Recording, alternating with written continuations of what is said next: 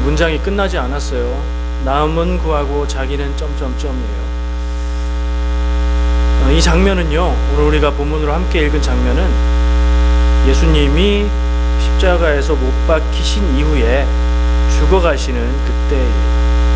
예수님이 십자가 위에서 못 박혀 죽어가시고 아무 말 없이, 그리고 그 예수님을 향해서 사람들이 조롱하고 비웃으면서 하는 말이에요.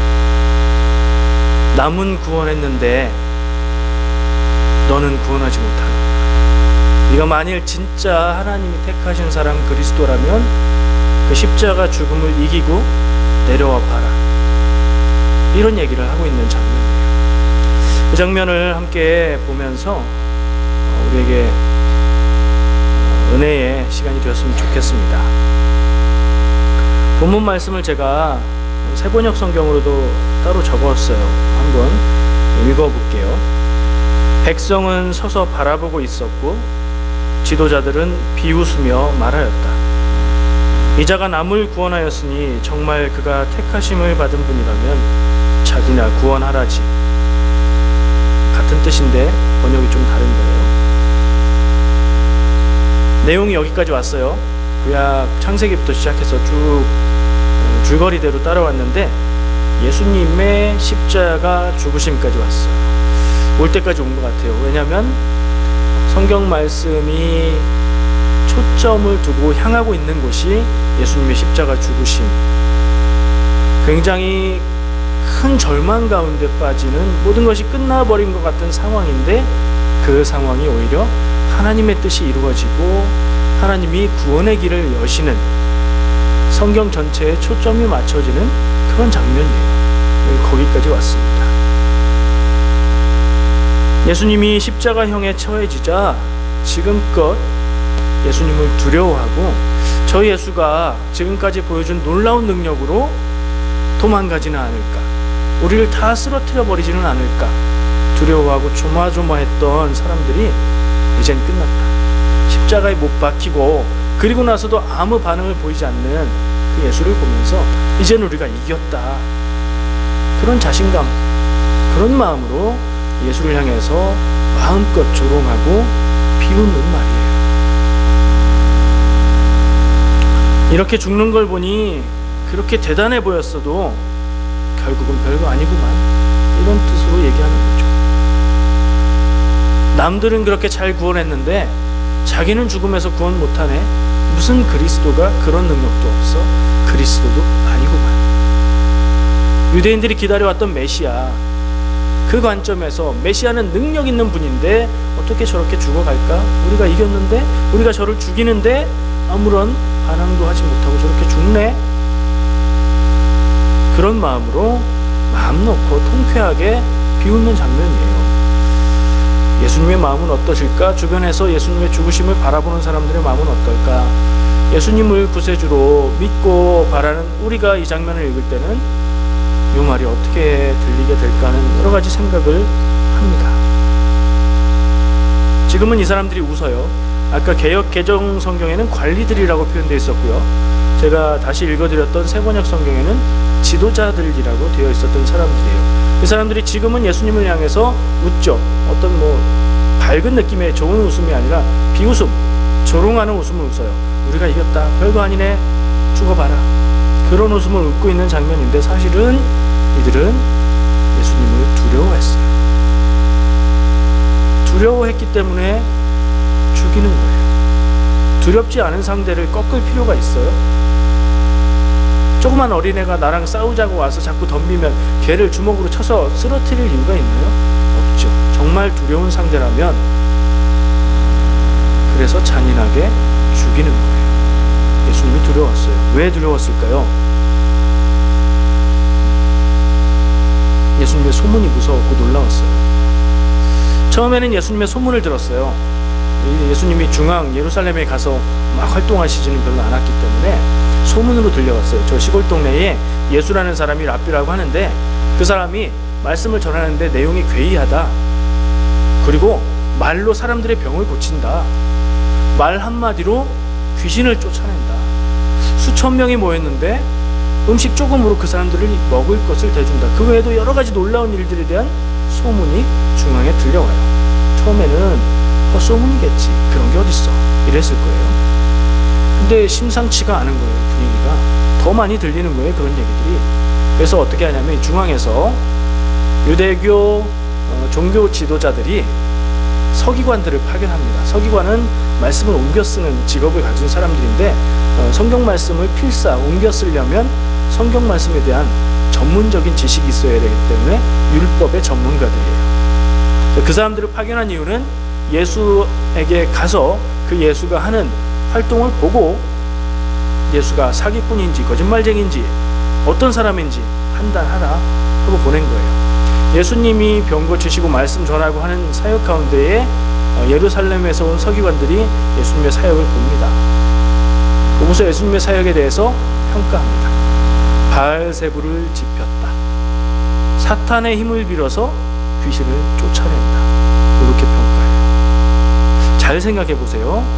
예루살렘에서 파견된 서기관들이라면 말씀, 하나님의 말씀, 율법에 대한 해석의 권위를 가진 사람들인데 그 사람들이 보고 판단하기에 이 사람은 사탄의 능력으로 귀신을 쫓아낸다. 귀신의 왕, 사탄의 왕의 능력을 가지고 놀라운 능력을 행한다라고 평가했다면 그 예수님의 사역의 능력들을 인정하는 거예요, 안 하는 거예요? 능력이 있음은 인정하는 거예요. 아, 이 예수가 행하는 일이 거짓말이나 사기나 이런 건 아니야. 이거 진짜네. 정말 능력을 행하네. 근데 그 뒤에 다른 게 붙죠. 사탄의 힘을 빌어서 능력을 행한다라는 얘기는 뭐예요? 우리 편은 아니네, 이런 얘기죠. 서기관들이 우리 편은 아니네 라고 했을 때는 이건 이단이네, 우리는 정통이고 예루살렘 중앙의 유대교에서 볼 때 이거는 인정할 수 없는 사악한 능력을 행하는 사람이네 라고 평가한 거예요. 능력은 인정하지만 우리 편은 아니구나. 그럼 어떻게 돼요? 우리 편이 아닌데 능력이 있으면 어떻게 해요? 제압해야 되는 거예요. 그죠? 근데 반대로 생각해 보죠. 예수님이 우리가 믿고 고백하는 대로 하나님이 보내신 그리스도예요. 하나님의 아들이에요. 참 메시아예요. 그렇다면 그 예수님을 향해서 사탄의 왕이라고 얘기하는 그 사람들은 어떤 세력이 되는 거죠? 그 사람들이 사탄의 세력이 되는 거예요. 우리가 보는 관점은 이거예요. 근데 그쪽에서는 예수님을 향해서 사탄의 능력을 행한다, 이렇게 얘기를 하고 있어요. 예수님의 능력이 두려웠습니다. 예수님이 전한 복음의 내용이, 천국 복음의 내용이 자기들을 향해서 자기들이 잘못해왔던 일들을 지적하는 것이 두려웠습니다. 영향력이 없다면, 사람들이 그를 믿고 따르지 않는다면 무시할 수 있는데 점점 더 많은 사람들이 이 예수라는 사람을 믿고 따른다면 그게 두려웠을 겁니다. 그 사람들은 그렇게 두렵고 불안해했을 것 같아요. 자, 이제는 저는 오늘 본문 말씀, 짧은 말씀이지만 그 안에 있는 몇 표현들을 한번 따져보고 싶어요. 꼼꼼하게 읽어보고 싶어요. 여러분들 성경 읽으실 때 어떻게 읽으십니까? 꼼꼼하게 따지면서 읽으십니까? 아니면 후루룩 대략 대충 아는 얘기니까 싹 이렇게 보십니까? 성향마다 성격마다 다를 수 있는데 성경 말씀을 볼 때는 정말 집중해서 주의 깊게 똑바로 봐야 됩니다. 왜요? 하나님의 말씀이기 때문이고 그게 하나님의 진리이기 때문인데 그걸 만약에 오해하면 큰일이 나잖아요. 우리가 진리라고 믿는 게 오해한 거라면 곤란하잖아요. 그래서 어떻게 읽어야 되냐? 눈 똑바로 뜨고 말씀을 깊이 있게 묵상하면서 따져가면서 봐야 되는데 거기에 방해되는 게 있어요. 우리가 알고 있는 성경 지식들, 어렸을 때 교회에서 들었던 말씀들, 사람들의 생각 따라서 쉽게 그 상황이 쉽게 상상되어 버리는 우리 한국 사람들의 문화적인 배경, 나 자신의 기준, 이런 것들이 사실은 성경 말씀이 말하고 있는 목소리를 다르게 듣게 만드는 요소들이 있어요. 그래서 성경 대충 보면 안 돼요. 그래서 몇 가지 노력을 해봤습니다. 제일 먼저 나오는 단어는 백성이었어요. 오늘 본문 말씀에 35절에 백성은 서서 구경하는데 이렇게 나왔죠. 이 백성들은 왜 나왔을까? 관리들은 비웃었다. 백성들은 서서 구경했고 관리들은 비웃었다. 백성과 관리가 지금 대조되고 있죠. 백성들은 예수님을 조롱하고 비웃지 않았어요. 그냥 보고만 있었어요. 근데 이 관리라는 사람들은 예수님을 향해서 조롱의 말을 하는 거예요. 어떻게 느껴지세요? 백성들은 그저 중립적으로 바라만 보고 이 예수님을 향해서 조롱과 비열한 말들을 쏟아놓는 사람들이 있다면 대조가 돼서 이 사람들이, 이 관리들이 더 나빠 보이죠. 그런 효과를 내는 부분이에요. 근데 이상하게 다른 복음서에는요, 마태복음을 보면 이 내용이 좀 다르게 나와 있어요. 같게 보일 수도 있어요. 근데 꼼꼼하게 보면 달라요. 마태복음 27장 39절을 보면요, 지나가는 자들은 자기 머리를 흔들며 예수를 모욕하여 이르되 성전을 할고 사흘 만에 짓는 자여, 네가 만일 하나님의 아들이여든 자기를 구원하고 십자가에서 내려오라. 40절에 지금 뒤쪽에 자기를 구원하고 십자가에서 내려와라 봐라 라고 말하는 내용은 같은데, 그 앞에 39절에 그 말을 한 사람들이 누구냐면 지나가는 자들, 백성들이에요. 마태복음에서는 백성들도 예수님을 향해서 조롱과 비웃음을 얘기했고요. 그리고 관리들이라고 표현했던 사람들은 41절, 마태복음 27장 41절을 이어서 보면 그와 같이 대제사장들과 서기관들과 장로들과 함께 희롱하여 이르되 그가 남은 구원하였을 때 자기는 구원할 수 없다. 그가 이스라엘의 왕이로다. 지금 십자가에서 내려올지어다. 그리하면 우리가 믿겠노라. 내용이 좀 더 많고 느낌이 좀 더 살아요. 백성들이고 지도자들이고 간에 예수를 향해서 똑같은 조롱을 내뱉고 있는데 남들은 구원하고 자기는 구원하지 못하는 능력 없는 이 모습이 무슨 그리스도 메시아냐? 못 믿겠다. 넌 죽어라. 이렇게 죽는 것, 우리를 이길 수 없는 것, 우리가 이긴 것이다 라는 얘기를 하고 있죠. 그 어조는 똑같은데 마태복음은 백성들과 관리들이 똑같이 그랬는데 누가복음은 지금 우리가 본문으로 읽은 말씀은 백성들은 가만히 보고 관리들만 그랬대요. 좀 구분해서 볼 필요는 있는 거죠. 복음서끼리 내용이 조금 차이가 있을 수 있다는 내용은 여러 번 말했으니까 길게 얘기하지 않겠습니다. 누가는 이 말씀을 적으면서 이 지도자들의 죄를 더 드러나 보이게 적고 있는 것 같아요. 두 번째 좀 살펴보고 싶은 말씀은 남을 구원했으니에요. 이 사람들이 조롱하면서 남을 구원했다고 말한 내용이 있어요. 저 예수, 저 십자가에서 죽어가는 너, 당신이 남은 구원했지? 그 구체적인 내용이 뭐죠? 예수님이 남을 구원한 내용이 뭐예요? 예수님이 공생의 기간 동안 하신 사역이에요. 나이 30에 3년간 무슨 사역을 하셨죠? 말씀을 전하셨죠. 하나님의 말씀, 천국 복음을 전하셨어요. 하나님의 질서를 전하셨어요. 하나님의 뜻을 전하셨어요. 그리고 더불어서 병 걸린 사람을 말씀으로 고치셨어요. 병에서 구원하셨죠. 귀신에 사로잡힌 사람에게서 귀신을 쫓아내버림으로써 그 삶을 귀신에 붙들린 삶에서 해방시키셨어요. 수천 명의 굶주린 사람들에게 음식을 주셨어요. 이런 게 지금 이 조롱하면서 말하는 남은 구원했다는 얘기예요. 이 말 역시 예수님의 그러한 능력은 인정하고 있는 거죠. 남을 구원한다는 그렇게 놀라운 능력을 행하더니만 너 자신은 그렇게 십자가에서 죽어가는데 자신을 못 구원해. 우리가 얼마나 마음 졸였는데 널 죽이려고, 얼마나 많은 노력을 했는데 이렇게 죽이는데 넌 내려오지 못하는구나. 별거 아니구나. 그리스도 아니구나. 이런 얘기를 하고 있는 거예요. 누가 이기나 보자 하는 마음이 우리가 이겼다 하는 말로 이렇게 지금 나오고 있는 거예요. 세 번째 보고 싶은 말씀은 하나님이 택하신 자 그리스도예요. 번역에 따라서 조금씩 달라요. 하나님이 택하신 자라고만 번역한 번역도 있고요. 그리스도라는 단어를 이렇게 합쳐서 넣어서 번역한 번역도 있어요. 여러 번 말했으니까 간단하게만 말씀드릴게요. 그리스도는 그리스 말이에요. 히라버. 신약 성경에 써진 그리스어, 그리고 이 같은 말이 원래는 뭐냐면 메사이아, 히브리어, 이 유대인들이 썼던 말의 메사이아. 근데 그 두 단어가 의미는 똑같아요. 의미가 뭐냐면 기름 부음 받은 사람이에요. 이게 무슨 의미죠? 하나님이 선택하셔서 하나님의 사람으로 기름을 부음 받은 사람이라는 뜻이에요. 그래서 사람들을 구원하는 사역에 하나님이 선택하신 이 메시아 그리스도, 그분은 누구예요? 우리를 구원하실 분. 이렇게 해서 그리스도나 메사이아나 그 메시아나 같은 말이고 구원자라는 말이 됩니다. 이 사람들이 조롱하면서 말하면서 남은 구원했는데 만일 네가 하나님의 보내신 자 그리스도라면 너 자신도 살아 내려와야 되지 않겠는가? 이 말하는 사람들의 생각은 그런 거예요. 그들이 바라봤던, 그들이 기다렸던 구원자 메시아는 능력 있는 유대인의 왕이었어요. 그렇다면 저 정도의 고난은 이기고 내려와야 되는 거 아닌가? 거기에 부합하지 못하니 너는 그리스도가 아니다. 아까 마태복음에서 읽은 말씀에서는 지금 십자가에서 내려올지어다 그리하면 우리가 믿겠노라. 오해인 거죠. 완전 오해예요. 왜 오해죠?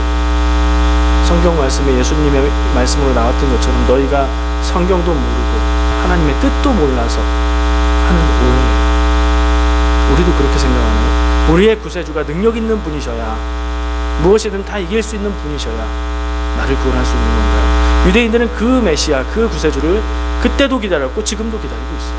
그래서 예수님은 그들에게 메시아가 될 수 없는 거예요. 근데 하나님이 보내신 사람, 하나님의 메시아, 하나님의 구세주는 사람들이 기대하는 것과 다른 모습이었어요. 하나님의 계획은 사람들이 생각하는 것 너머에 있었던 거예요. 자신도 구원해봐라, 이런 말도 했죠. 자신도 구원해봐라에 그게 담겨 있어요. 자기 자신도 십자가에서 죽지 않고 능력으로 내려와야, 그래야 진짜 그리스도가 아니냐? 그런 사람들의 생각을 반영하고 있는 거죠. 십자가 죽음에서 한번 벗어나 봐라. 우리가 이긴 거 아니냐? 세상의 힘을 네가 그렇게 좋은 말로 잘난 척 하더니 이길 수 있을 것 같아? 그런 얘기를 하고 있는 거예요. 저는 이 장면을 묵상하면서 생각났던 장면이 있어요. 여러분도 혹시 그 장면 떠오르셨어요? 예수님이 공생의 사역을 시작하실 때 세례 요한에게 세례 받으시고 광야로, 성령에 의해서 광야로 나가서 뭐 하셨죠? 사탄에게 시험 받으셨어요. 그 전에 40일 금식을 하시고 사탄에게 시험 받으셨어요. 사탄과 대면해서 사탄과 대결하는 그 장면이 우리 머릿속에 그려질 거예요. 그 시험의 내용 기억나세요? 세 가지. 첫 번째, 40일 금식하고 난 다음 예수님한테 이 돌을 빵으로 만들어서 먹어봐라. 네가 하나님의 아들이라면 이 돌을 빵으로 만들어서 먹어봐라. 예수님은 거기에 대해서 사람이 빵으로만 사는 것이 아니다, 성경 말씀으로 대답을 했고 이기셨어요. 두 번째 시험의 내용은 네가 나를 경배하면 이 세상의 모든 권세와 권력과 부귀를 너한테 줄게. 세상의 권력과 권세와 부귀, 이걸 가져라. 이게 두 번째 시험이었어요. 예수님은 또 말씀으로 말씀을 인용하시면서 그것을 이깁니다. 하나님만 경배하라. 사탄을 경배하는 건 하나님의 말씀에 맞지 않는다. 세 번째 시험은 사탄도 말씀을 인용해요. 제법 우리가 당할 수 있는 지능의 그런 수준이 아닌 거예요. 사탄도 말씀을 인용하면서 시편 91편 11절 12절 말씀이에요. 성전에서 뛰어내려라 하는 얘기인데 하나님의 천사들이 받들어 줄 거다 하는 그 말씀을 인용하면서 네가 성전에서 뛰어내려봐. 성전 꼭대기에 데려다놓고 뛰어내려봐. 네가 정말 하나님의 아들 그리스도라면 천사들이 와서 너를 받쳐줘야 되는 거잖아. 이런 시험이에요. 예수님은 하나님을 시험하지 말라는 말씀으로 그 시험까지 이제 이겨내시죠. 여러분들이 연결되세요? 그림을 하나 딱, 도화지 있습니다. 거기에 왼쪽과 오른쪽에 어떤 두 세력이 싸우는 장면이에요. 한 세력은 예수님이에요. 한 세력은 사탄이에요. 첫 시험으로 도전해 왔어요. 세 가지 시험으로. 그리고 그 시험을 예수님의 사역 내내 도전했어요. 사람들을 인해서. 그리고 하나님의 뜻을 따라서 하나님의 말씀에 순종하겠다고 했던 예수는 이제 십자가에서 죽어가고 있어요. 예수님과 유대인 관리들의 갈등과 대결이죠. 예수님을 죽이려고 했던 사람들은 유대인 관리들이에요. 왜요? 자기들의 이익에 반대되는 적대자기 때문에 죽이려고 했어요. 결국 예수님이 죽어요. 지금 죽어가고 있어요. 이 상황이에요. 이 뒤에 누가 있을까요? 예수님의 뒤에 누가 있고 이 관리들의 뒤에 누가 있을까요? 예수님의 뒤에 하나님 계시죠. 하나님의 뜻과 계획에 따라서 이루어지는 일이니까. 관리들의 뒤에는 누가 있어요?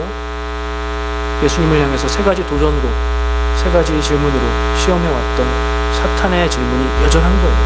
야, 네가 그렇게 잘난 척하더니 내가 이겼다.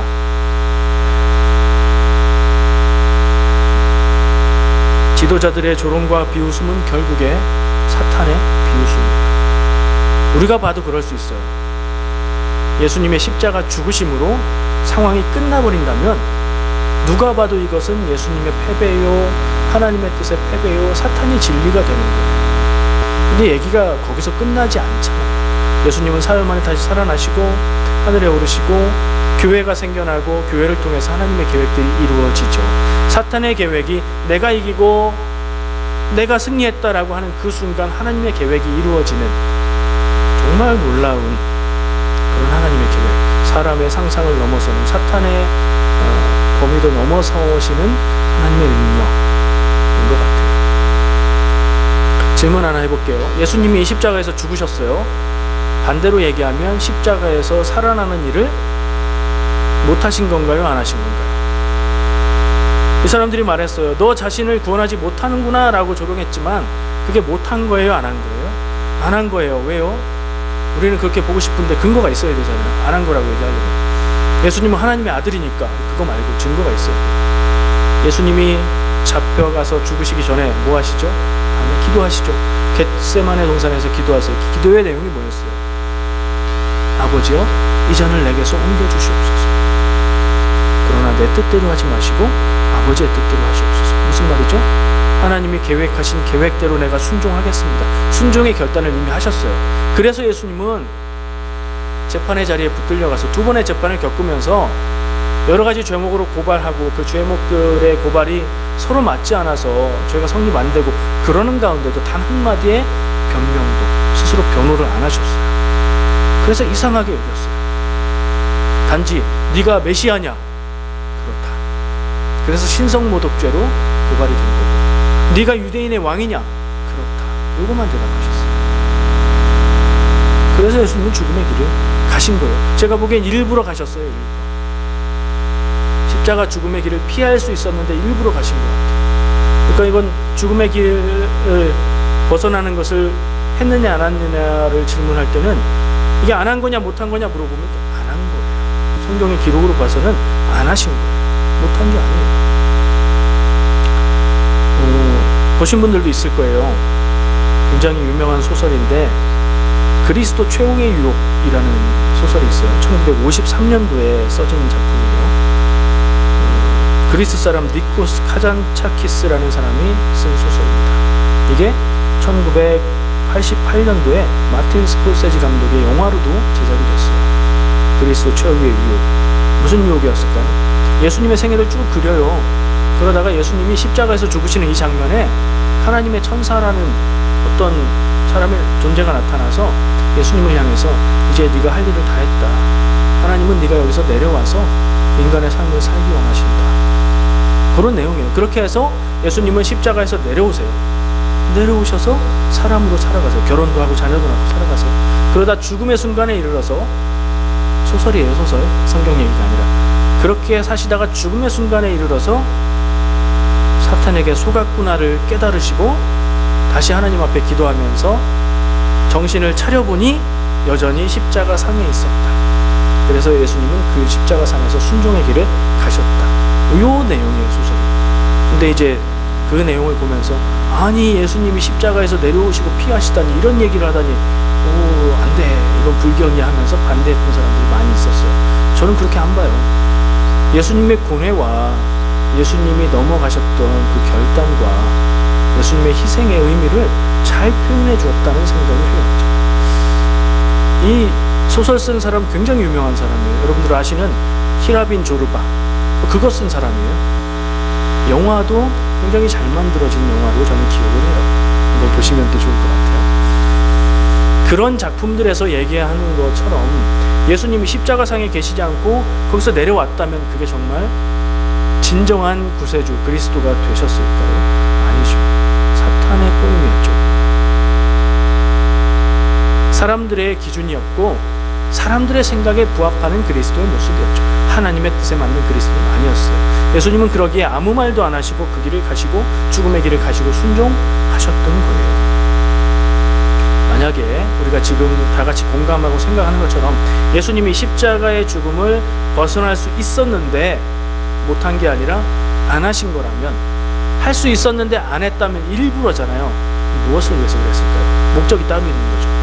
무엇을 위해서 십자가 죽음의 길을 피하지 않고 그 길을 그냥 가셨을까요? 이게 더 중요한 질문 같아요. 무엇을 위해서? 하나님의 구원 계획을 완성하기 위해서.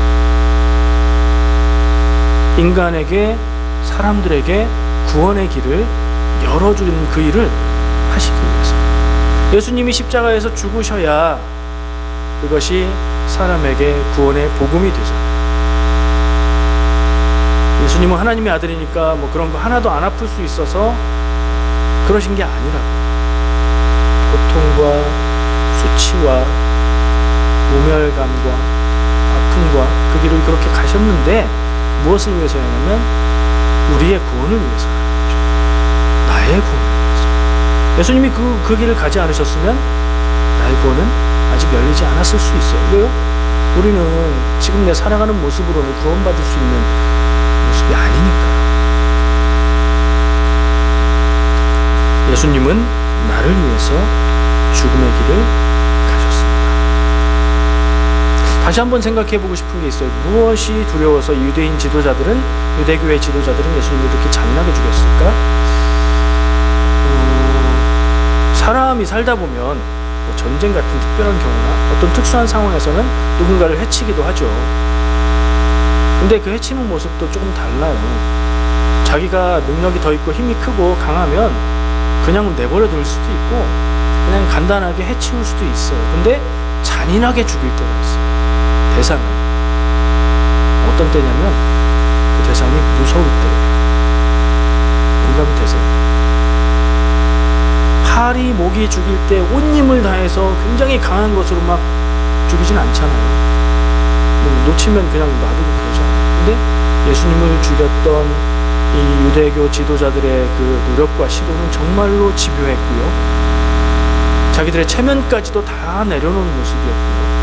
그랬죠. 두려웠기 때문이에요. 아까 얘기한 대로. 다시 생각해보면 눈으로 확인했던 예수님의 능력이 두려웠을 거예요. 그리고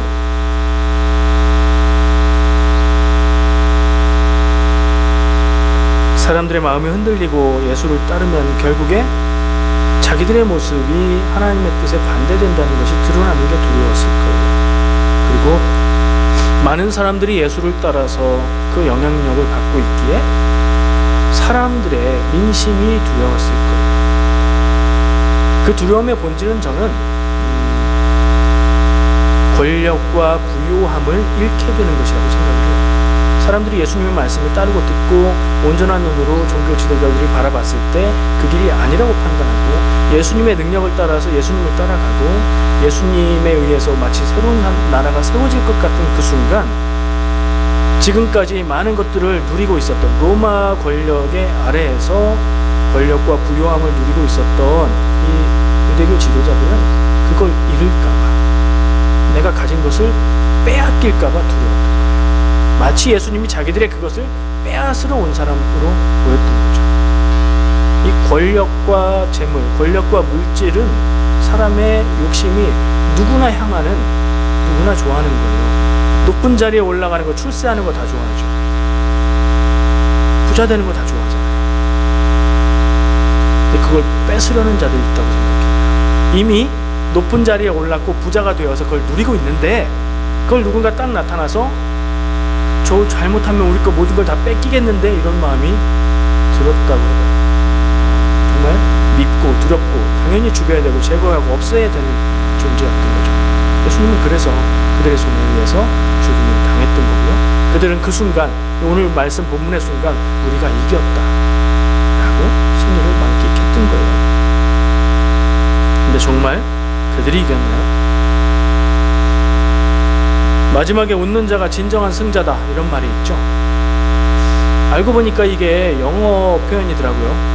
영어 문장을 찾아보니까 영어에서는 조금 의미가 다르게 쓰여졌더라고요. 저는 잘 읽을 수 있나 모르겠는데 이렇게 써져 있어요. He who left last, left best. 써서 보여드리는 게 나을 뻔했는데 주보에 보시면 있어요. 그 사람, 웃는 그 사람, 마지막에 웃는 그 사람이 가장 잘 웃는 거다, 이런 얘기 같아요. 최후에 웃는 웃음이 최고의 웃음이라는 뜻이니까 중간에 웃는 건 소용없고 마지막에 웃는 게 진짜 웃음이다, 이런 얘기죠. 결국엔 최후에 웃는 자가 마지막에 진정한 승자다, 그런 의미가 드는 것 같아요. 누가 최후의 승자일까요? 예수님이요, 이 지도자들이요? 순간을 딱 잘라서 예수님이 십자가 죽으실 때까지만 딱 자르면 이 지도자들이 이긴 거죠. 사탄이 이긴 거예요. 근데 얘기가 거기서 안 끝나니까. 예수님은 죽으셨지만 하나님은 예수님을 죽음에서 일으키셨고 다시 하늘로 가셨고, 교회가 그때부터 시작되고 그때부터 구원의 길이, 하나님의 일이 그때부터 시작되니까 최후의 승자는 예수님, 최후의 승자는 하나님이시죠. 근데 이거 당연한 거죠. 우리가 고백하고 믿는 바 하나님은 어떤 분이세요? 우리가 표현하고 상상할 수 있는 모든 것에 가장 크고 가장 강하고 가장 위대하시고 가장 능력 있고 거룩한 분이 하나님이잖아요. 그걸로도 다 표현 안 되는 그 상상을 넘어서는 분이시죠. 그래야 하나님이잖아요. 그런 하나님과 영적인 존재라고 해도, 강하다고 해도 하나님의 피조물인 사탄과의 싸움이 사탄이 이길 수 있는 건 아니죠. 당연한 말이에요. 우리한테 이런 믿음이 있나를 생각해 봐야 되는 거예요. 우리의 삶의 이 이야기들을 한번 비춰볼까요? 우리가 사는 삶은 좋을 때도 많고 힘들 때도 많아요. 근데 대체로 생각해 보면 좀 고달픈 것 같아요. 이건 이미 하나님이 창세기에서 말씀하신 거예요. 에덴 동산에서 아담과 하와를 쫓아내시면서 너네 살아가는 삶이 만만치 않을 거다. 땀 흘리면서 일해야 겨우 먹고 살 수 있다. 우리 살아가는 삶은 그래요. 힘들어요. 일한 만큼 받는 것조차 쉽지 않은 세상 살이에요. 그렇게 살아가는데 살면서 하나님의 뜻을 따라 보려고 하고 하나님의 뜻대로 살아보려고 하고 착하게 살아보려고 하지만 절망하게 만드는 일들이 많아요. 나 그런 뜻으로 한 게 아닌데 일이 잘못되고 내가 어떻게 해결할 수 없는 어려움에 빠지기도 하고 그럴 때 우리 마음은 어때요? 무너지죠. 기도조차 못할 것 같고 그러죠. 그래서 그런 분들을 위해서 우리가 대신 기도해야 돼요. 근데 절망의 순간, 예수님이 십자가에서 죽어가신 그 순간 그를 바라보았던 다른 사람들은 얼마나 절망스러웠을까. 예수님을 통해서 새 희망을 발견했고 하나님의 뜻대로 살아가는 게 뭔지 어렴풋이 느낄 것 같았고 예수님 때문에 병이 나았고 귀신에게서 해방되었고 그런 사람들이 예수님을 따라다녔는데 그 예수님이 십자가에서 죽으시는 걸 볼 때 그들의 마음은 어땠을까? 다 끝났구나. 새로운 삶이고 뭐고 끝이구나. 우리의 삶에 희망은 없구나. 그렇게 절망하고 포기해야 했을 거예요. 근데 그 순간이 하나님이 일하시는 순간이 되었죠. 우리가 이것을 바라본다면 우리의 삶에 어떠한 절망의 순간, 어떠한 고통의 순간에도 우리는 포기할 이유가 없어요. 하나님이 어떻게 하실지 모르지만 하나님은 내 인생 가운데서도 하나님의 뜻을 이루실 것이다. 어떠한 절망 가운데서도 어떠한 두려움 가운데서도 우리를 붙들고 계시고 그 손을 놓지 않으실 거고 우리를 통해서 하나님의 일을 이루실 것이다. 이 믿음은 정말 우리의 삶을 지탱하게 만들어주고 우리가 믿음을 잃지 않도록 만들어주는 귀한 믿음이라고 생각합니다. 이 믿음을 꼭 가지시기를 축복합니다. 오늘 예수님의 죽으심의 순간이 하나님의 구원의 순간이 됨을 생각했습니다. 우리의 삶이 고달플지라도 이 믿음 안에서 아멘으로 믿으시고 그리고 위로받고 능력의 삶을 사시기를 축복합니다. 기도하겠습니다. 능력의 하나님, 우리가 가진 능력은 보잘것없고 참으로 연약함을 깨닫습니다.